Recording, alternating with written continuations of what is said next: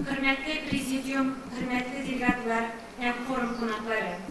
Biz yazmış ihtiyarı bilen dünyanın türlü illerinde yaşayan Tatar halkının kulları hem kızları. Çift illerde yaşasak da özümüzün kırık adetlerimizin saklarga, tuğan dilimizin unutmazga tırışabız. Indi 2000'li yıllarda okuyana Evropa'nın bir neçe üniversitesinde İlek Ural boyunda yaşayan halkların dilleri hem medeniyeti diyen kurslarını olarak ürkildi. Birinci elbette men bu kurslarni Bolgariyada Bolgar tilinde, Portugaliyada Portugal hem İngiliz tillerinde okuy başladım. Hem şu kurslarni okuş için biz Portugaliyada 2000'li yıllarda fen hem kültürü boyunca halkara özek açtık. Erigi özek iki türlü yönelişte iş alıp var. Birinci yönelişte fenli tekşirimin hem koordinasyonu hem konferensiyalar uyuşturup türlü illerden türlü il alimleri bilen ortak fenli tekşirimler uyuşturup Tatar halkının şın tarihinin dünyaya çıkarışı alimler ilk az kızganışta karşı hem çünkü Tatar halkı turunda, Türkiye halklar turunda fenli hizmetler yazı için Tatar hem Rus tillerinden başka tağın 5-6 şiit tilini birgede gerek. Şuna göre Baratik vatanına ihlas muhabbetini saklanan, Gaziz halkına imanına toprağı kurduğun alimler yine şunlu hizmetler yazarlar. Kültür hem bilim yürüyüşü şuraya bizim her vakit göz konumdadır. Avrupa'nın türlü illerinde halkımızın milli sanatının hünerçilik tradisiyalarını gösterken görgezmeler uyuşturabız. İdil Ural'da yaşayan halklar turunda tematik versiyalar eserler, devlet işbirlikleri, ilçiler, diplomatlar, sanat ehlileri bilen uçraşılar ötküreriz. Elik işaralarını uyuşturda bizim fenli üzerinin kültür işleri, hem gençler işleri boyunca direktör orunbasları, tanıtlı artist Özgürnara Hayrulina, hem halkara hizmetleşmek boyunca direktör orunbasları şiittirler bilgisi Gülnaz Vali ve Bikmet yardım ettiler. Bu iki talantlı kısmına 20 yıldan arta bindi. Dünya halkları arasındaki dostlukunu, hizmetleştiklerini ve fedakar hizmet koyarlar. Onlar Tatar halkının hem başka halkların bay tarihi medeni mirasın Rusya'da hem çift illerde tanıtıcılar, şın manasında yaş geçiler. Tarihi bakırını, tuğan tilini saklav için, halkının yaşav için, milli yuvaların, burundan kilgen hünerçiliğin saklara gerek. Bizim halklara kendi üstekinin sonlu 10 yılda turmuşqa çıkan proyektlerin şu maksatlarını gözledi.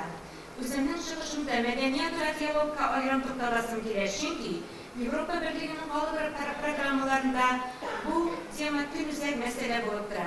Bir-birisini bayırtıp duruşu, hem şu vakitte yana, kavatlanmaz tasvirler alışı, milli medeniyetler, eliye kadar kişilik dünyası tutulan en zor baylık ol. Avrupa Birliği'nin türlülükte birdemlik diyen üstüş prinsipi, bütün dünya cemaatçilik işini bayat mühim. Bizning iştenliklerimiz kitabın iki yöneliş bik mühim. Birincisi, yıl sayın 26 sentyabrda dünyadaki tillerini okutuğu hem öğrenme maksadından Avrupa tilleri bütününü belirlediler. Eligi beyram umayından bizim halklar fenli üstet vakilleri türlü illerde konferensiyalarda hem seminarlarda katlaşırlar. Kitaptını hem okuyatlarında leksiyalar ötürürler. Şuay yok 21. fevral halklara tuğan tertini zor bilgiler. Hazırki vakitte Avrupa Birliği'nin 28 ilinde yakınca 175 millet vakili yaşıyor. Onlar 3 alfabet kullanan 24 resmi tilde söyleşir. Her millet özünün tuğan dilini saklarga umduğu yaşıyor. Tağın bir mühim vakıgalar itibarızını yöneldesin ile.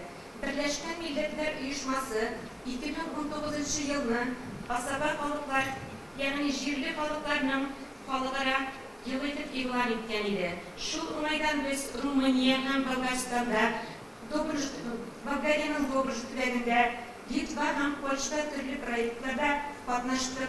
İngiliz, Bulgar, Polyak tillerinden kitaplar bastırdık.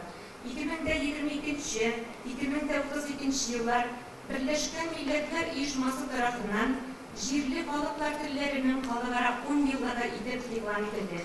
Rumaniya, Polşa, Finlandiya hem Litva'nın Avrupa Birliği'ne türlü bu illerde yaşayan Tatarlara tuğan tilini öğrenmek için yama mümkünlükler verdi. Kadirli milletleşleri, milletin en ulu baylığı anın ruhi içinde. ягъни милләтне киләчәккә илтеп тоташтыручы тамырның ныклыгында.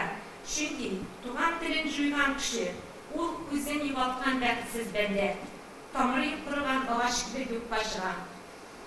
Милли рухы нык булган һәр татарның канына, тәненең һәр күзәнәгенә диярлек тарихи хәтер сеңгән.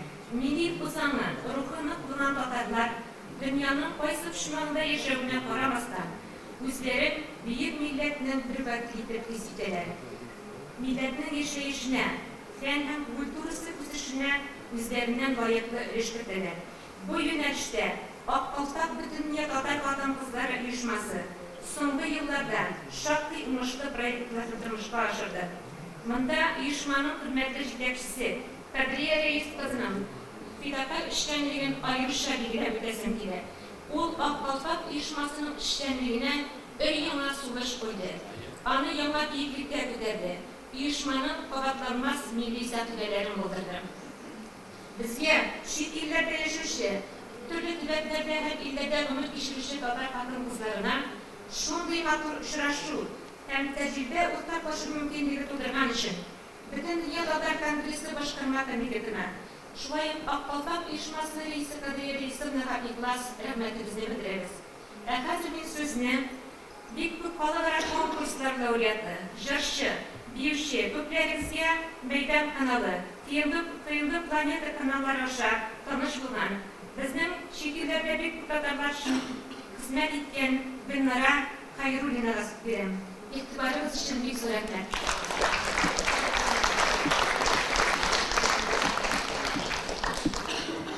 Татар кызына кара кашларымның канатларын карлыгачлар бүләк иттеме? Йөзең нурлы, әллә бит ышыңнан таң кояшы булып киттеме? Күзләреңнең сихри серлелеген Зөһрә йолдызлардан алдыңмы? Җир кызымысың син, әллә инде әкиятләрдән төшеп калдыңмы? Тавышыңа көмеш чыңларына шишмә челтәрләре салдыңмы? Нәзакәтле, нечкә күңелеңә тымызып таңнан назлар алдыңмы? Кайдан синдә мондый гүзәллекләр? Буйсыннарың сылу, сөйкемле. Уңган, юмарт та син, тыйнак та син. Җир әнкәнең үзе шикелле. Бар теләгем, шушы гүзәллегем югалмыйча авыр юлларда, буыннардан буыннарга күчеп барса иде килер елларга.